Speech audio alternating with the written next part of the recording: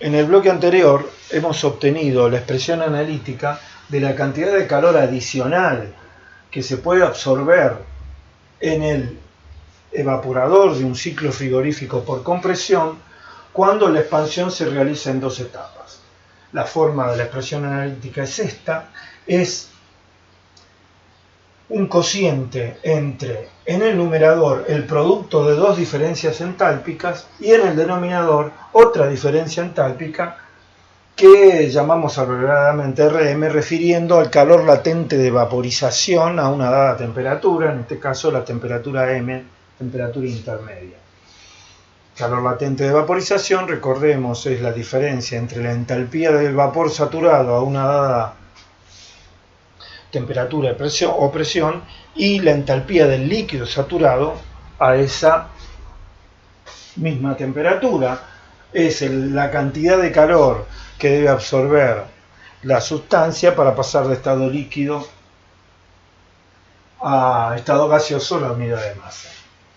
Los subíndices 1, m y 2 en la expresión analítica refieren respectivamente a la entalpía del líquido saturado a la temperatura de condensación, el subíndice 1. El subíndice B, M, a la temperatura intermedia de salida de la válvula de expansión de alta presión. Y el subíndice 2, a la temperatura de evaporación. Esta expresión nos permite ver que esta cantidad de calor adicional absorbida en el evaporador tendrá un máximo. ¿Por qué? Si llevamos la temperatura intermedia en el límite a la temperatura de evaporación, coincidirán H segunda M y H segunda 2, es decir, coincidirán la entalpía de saturación del vapor saturado a la temperatura intermedia y la entalpía de saturación a la temperatura de evaporación, porque coincidirán esas dos temperaturas. Será nulo este paréntesis y el calor absorbido adicional será nulo. Lo mismo ocurrirá si en el otro extremo hacemos coincidir la temperatura intermedia con la temperatura de condensación, lo cual equivale en ambos casos, en ambos extremos, a en realidad expandir en una sola etapa. En ese caso serán iguales la entalpía de saturación de la temperatura del condensador a la temperatura del condensador y la entalpía de saturación a la temperatura intermedia. Si Q', es decir, la cantidad de calor absorbida adicional en el evaporador es cero en ambos extremos, debe tener necesariamente un máximo. Vamos a tratar de encontrar en este bloque un valor numérico para esta temperatura intermedia. Para eso tendremos que expresar esta ecuación en términos de temperaturas. Luego, derivar la función que obtengamos de la temperatura intermedia e igualarla a cero. Para poder escribir esta expresión en términos de temperaturas, tendremos que hacer algunas suposiciones adicionales. La primera es la siguiente. Si consideramos que el vapor saturado seco entre la temperatura de evaporación y la temperatura intermedia se comporta aproximadamente como un gas ideal, podremos escribir que H segunda M menos H segunda 2 es aproximadamente igual a C sub P por Tm menos T2, ya que si el fluido refrigerante se comporta como un gas ideal, la entalpía es esta función de la temperatura y por lo tanto la diferencia de entalpías entre la temperatura intermedia y la temperatura de evaporación la podremos expresar de esta manera. Con lo cual hemos resuelto este paréntesis en términos de diferencia de temperatura. Ahora vamos a el paréntesis que refiere a las entalpías de saturación en fase líquida. Aquí podremos decir lo siguiente, luego de repasar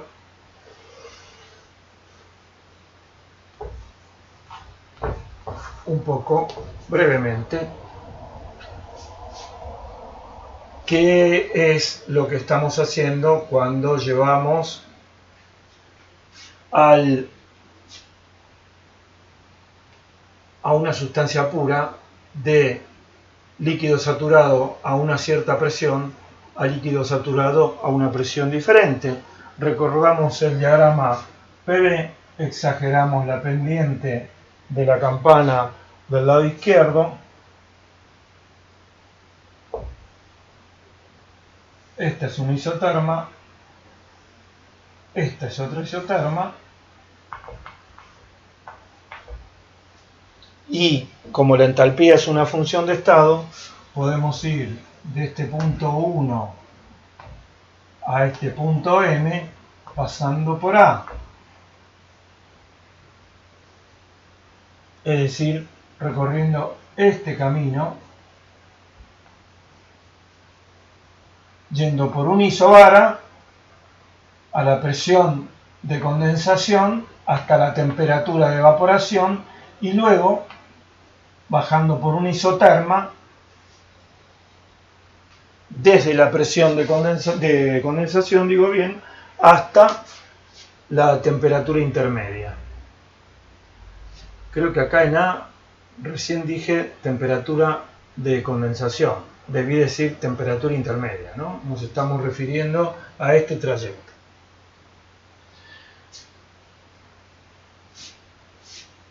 En la evolución 1A, la variación de entalpía es el calor específico del líquido por la diferencia de temperatura, porque se trata de calor intercambiado a presión constante, es igual eso a el salto entálpico. Así que podremos decir que H1 menos H' tiene un primer término que es el calor específico del líquido por T1 menos Tm. Pero estamos recién en el punto A. Estoy siendo un poco más breve que cuando pasamos por este párrafo en el primer cuatrimestre, ¿no? Ahora tenemos que ir de A a M. Si asumimos que en este tramo una isotérmica es prácticamente igual a una diabática y que además el fluido es incompresible, en esta evolución no hay ni calor ni trabajo intercambiado y por lo tanto la variación de energía interna es nula entre A y M. La variación de entalpía en ese caso se corresponderá con la diferencia entre el producto de la presión por el volumen específico en M y el producto de la presión por el volumen específico en A, o mejor dicho al revés, porque estamos haciendo H'1 menos H'. Y eso será B del líquido, el volumen específico, por P sub 1 menos P sub M.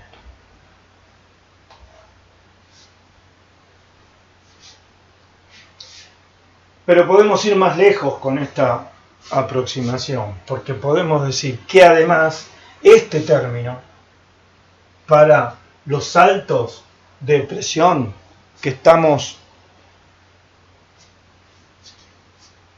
a los que nos estamos refiriendo en el caso de un ciclo frigorífico por compresión, este término es mucho menor que este y vamos a hacer entonces una aproximación adicional diciendo que H'1 menos H'' es aproximadamente igual a C sub L por T1 menos Tm. Cuando finalmente lleguemos a la expresión que nos da la temperatura intermedia máxima, luego de hacer estas simplificaciones, vamos a verificar si realmente es cierto esto que hemos asumido, yendo directamente a las tablas que nos dan los valores numéricos para uno y otro término.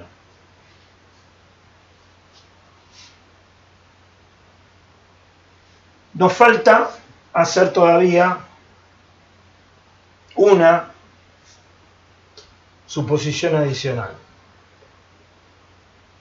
Antes de poder escribir esta expresión de una manera en la que la podamos derivar respecto de la temperatura intermedia que estamos buscando para obtener un extremo.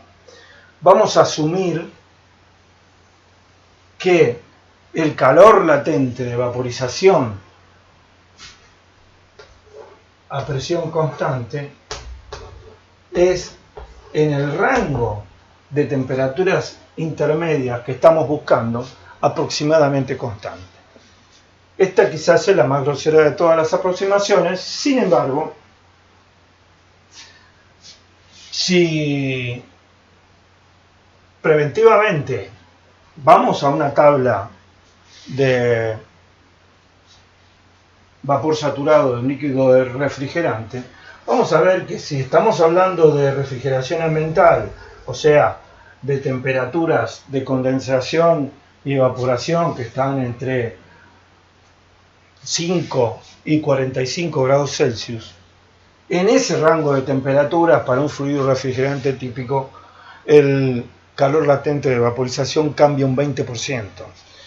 Como en realidad no estamos buscando temperaturas intermedias entre los extremos, sino en valores que van a estar alejados de los extremos o relativamente alejados de los extremos, podemos asumir que la variación del calor latente de vaporización en el rango de temperaturas intermedias que estamos buscando puede ser del orden del 10%. Y esa variación es suficientemente pequeña como para que en una primera aproximación asumamos que el calor latente de vaporización es constante. Si reemplazamos ahora estas expresiones en la original, obtenemos Q'A igual C sub L por C sub P sobre Rm T1 menos Tm por Tm menos T2.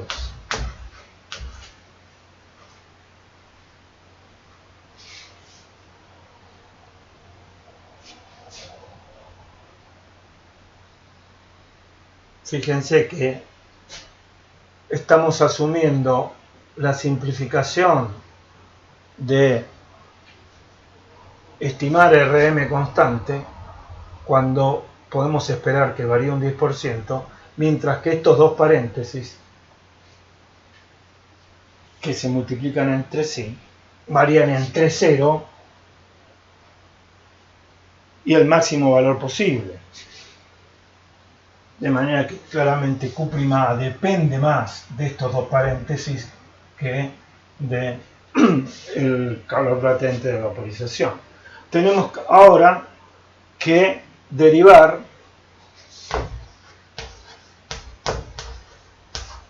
Q'A respecto de Tm e igualarlo a 0. Si vamos a asumir esto un factor constante, por brevedad lo vamos a llamar K en la derivación y derivamos Q'A al calor adicional absorbido del evaporador respecto de Tm como la derivada de un producto. Será 0 igual a K por la derivada del primer paréntesis por el segundo sin derivar, la derivada del primer paréntesis es menos 1, la derivada de T1 respecto de Tm es 0, y la derivada de menos Tm respecto de Tm es menos 1, de manera que esto es 0 igual a menos K por Tm menos T2, que es el segundo factor de este producto.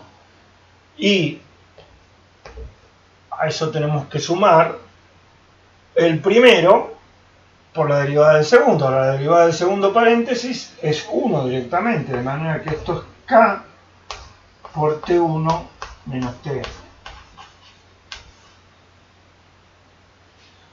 Como esto está igualado a 0, K se simplifica y queda menos T2.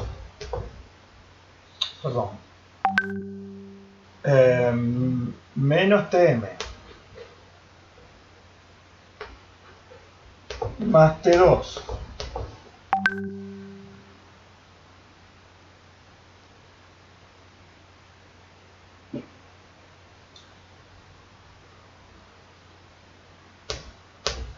más T1